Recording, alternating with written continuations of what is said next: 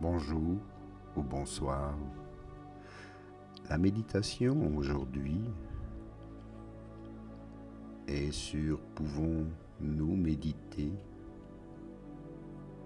lorsque l'on est triste, chagrin. Il est important d'accueillir aussi cette émotion, cette tristesse ou ce chagrin. Pour ce faire, installez-vous confortablement, trouvez un endroit calme, serein, puis commencez par respirer profondément, de laisser le souffle, cette énergie de l'air, circuler dans votre corps, de ressentir la présence de votre souffle et de détendre votre corps, de rester un instant dans l'immobilité et d'ouvrir le cœur.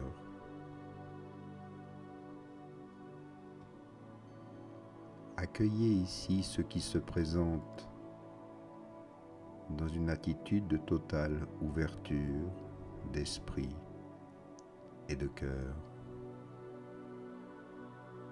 La tristesse nous touche tous à un certain moment de notre vie, et la tristesse est naturelle. Elle émerge quand nous réalisons que nous perdons quelque chose d'important, que ce soit des situations, des liens, des êtres que parfois nous voyons disparaître, rendent la vie parfois aussi difficile. Lorsque les choses ne sont pas comme on le voudrait, ou que nous sommes forcés de faire face à des choses qu'on ne voudrait pas, nous sommes tristes. Quand quelque chose nous arrive de désagréable,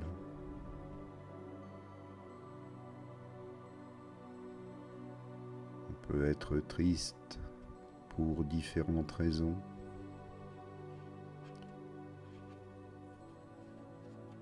On peut parfois se sentir seul, abandonné.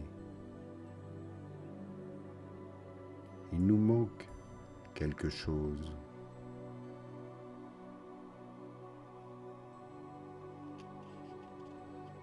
Lorsque vous perdez quelqu'un que vous aimez, c'est une expérience de grande désorientation. Et le paysage de votre vie passe hors de votre contrôle.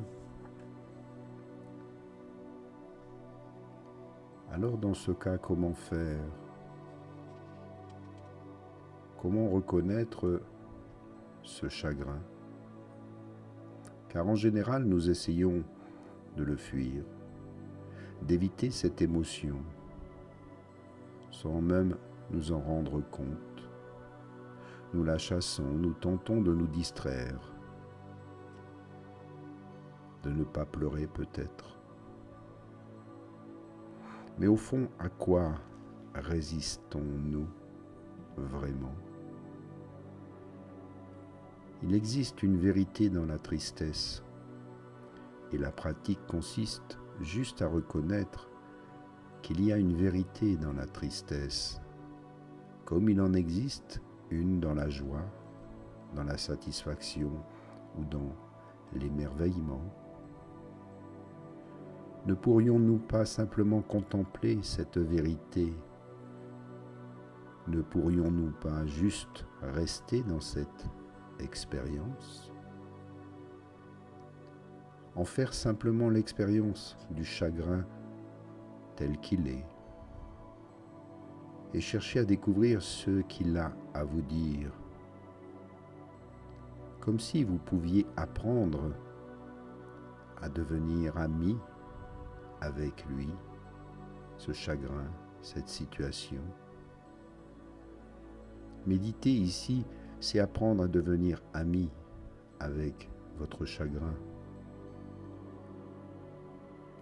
Et l'on peut d'autant plus l'accepter que la perte, la déception, le changement, ces événements qui entraînent la tristesse sont indépendants de votre contrôle et vous n'y êtes pour rien. La réalité est ainsi. Vos efforts pour la nier n'ont aucun effet. Les difficultés ne manquent pas de se produire et votre chagrin est en rapport à ce que vous vivez.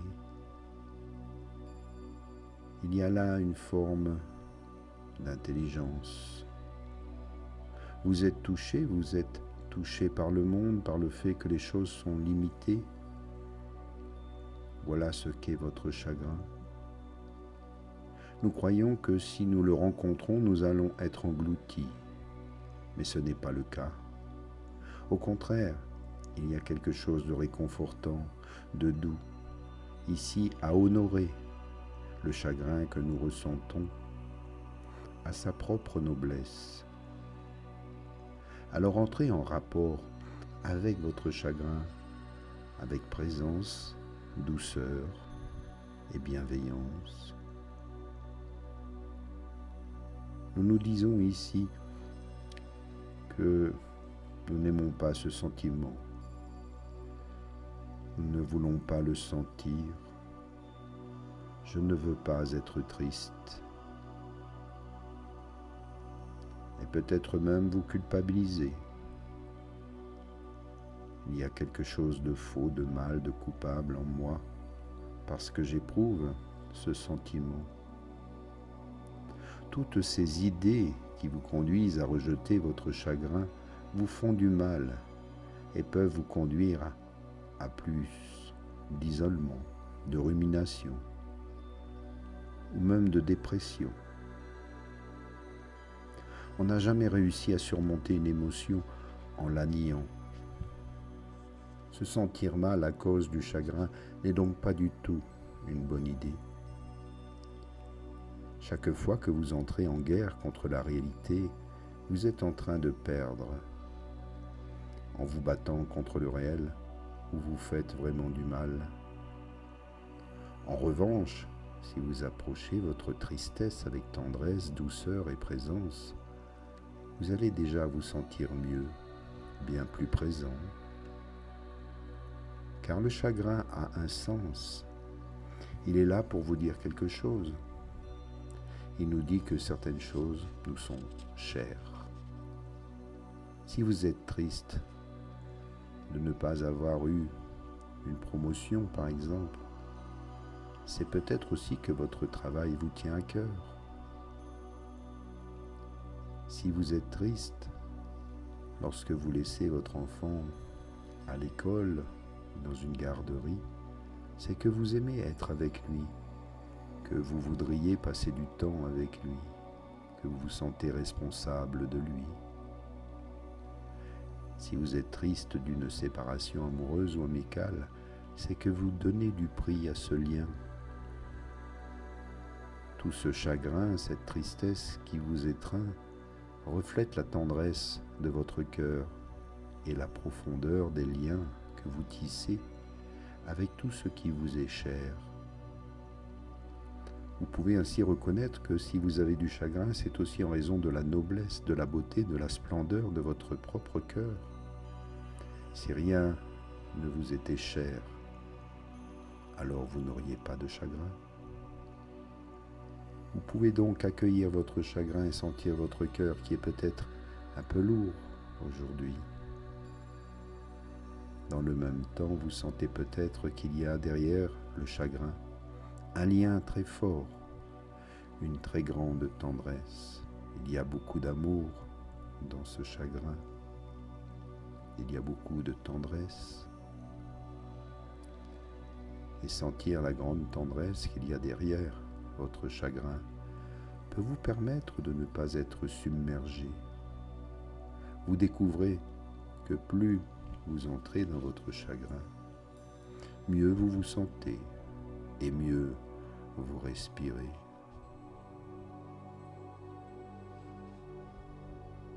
Alors cessez toute lutte, accueillez simplement ce qui est et voyez en vous votre noblesse du cœur.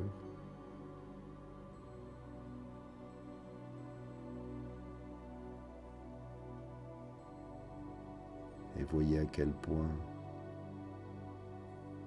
vous pouvez accueillir avec bienveillance ce moment, cet instant de tristesse, ce chagrin qui parfois vous étreint.